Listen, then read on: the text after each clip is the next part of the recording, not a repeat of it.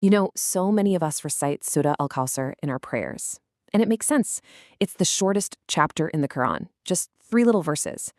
But behind those simple words, wow, there is a story of just profound heartbreak, of cruel, cruel mockery, and an incredible gift of comfort from Allah that still echoes today. Okay, let's get into this beautiful story. Just try to imagine, for a second, hearing these words, shouted with joy, at the absolute lowest moment of your grief, this single, cutting taunt. I mean, that's really the emotional heart of this whole thing. It was designed to completely break a person's spirit, but instead, it sparked a revelation that would touch all of humanity. You see, one of the most incredible things about the Quran is that every chapter has a context, right? A real story behind why it was revealed. And the story of Surah Al-Kawthar, man, it's one of those that really truly shakes you. So let's go back in time to a quiet afternoon in Mecca. The Prophet Muhammad is sitting in his home, his heart just completely heavy with grief. His infant son, Abdullah, the little boy who once breathed so peacefully in his arms, had just passed away. And the only sound in the home was the Prophet's quiet sobbing. But here's the thing. Outside, there's a man with his ear literally pressed against the wall, listening. And this wasn't some stranger. Nope, it was the Prophet's own uncle, Abu Lahab. And as he's hearing these sounds of pure sorrow, his face just lights up with this awful, cruel kind of joy. And Abu Lahab didn't just keep this twisted happiness to himself. He ran out, started handing out dates to people, shouting to all his friends that Muhammad's son was gone. He declared that the Prophet's legacy was now cut off. That was the word he used, that there was no one left to carry on his name. And those words, just filled with so much hate, they broke the Prophet's heart in a way nothing had before. But in that moment of just unimaginable pain, the Prophet was not left alone. Allah sent down a direct response, a gift to soothe his heart. And this gift, this was the revelation of Surah Al-Kawthar. So Allah speaks directly to his messenger, comforting him in that deep, deep sorrow. While his enemy is out there mocking him for being cut off, Allah promised him the absolute opposite. He promised him Kawthar, a gift of abundant, overflowing, never-ending goodness.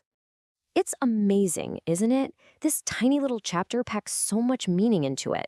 So, okay, let's break it down, verse by verse, so we can really understand the depth of this divine consolation. All right, so the first verse begins, Inna a'tainaka al-Kawthar. Now that first word, inna, that's for major emphasis. It's like saying verily or indeed. It's a big deal. And a'tainaka means we have bestowed upon you as a gift. So what is this gift of Kawthar? Well, its primary meaning is a magnificent river in paradise, a symbol of goodness that will literally never, ever run out. But wait, Kawthar means so much more than just a river. This abundant goodness was all around the Prophet. Think about it. It was the Quran itself, a message that's with us forever. It was his immortal name, which billions of people say every single day alongside the name of Allah. It was his daughters, names like Fatima and Ruqayya that we still cherish. And of course, it was his loyal companions, the people who stood by him through everything. Okay, so verse 2 gives a command. After getting this incredible gift, what should you do? Fasalli lirabbika wanhar, or so pray and sacrifice to your Lord. And this is just brilliant because it shows the two main forms of worship, right? Prayer, that's your private, personal connection with God, and sacrifice, that's a public act of sharing and helping other people. All right, the third and final verse. This one goes right back to the enemy.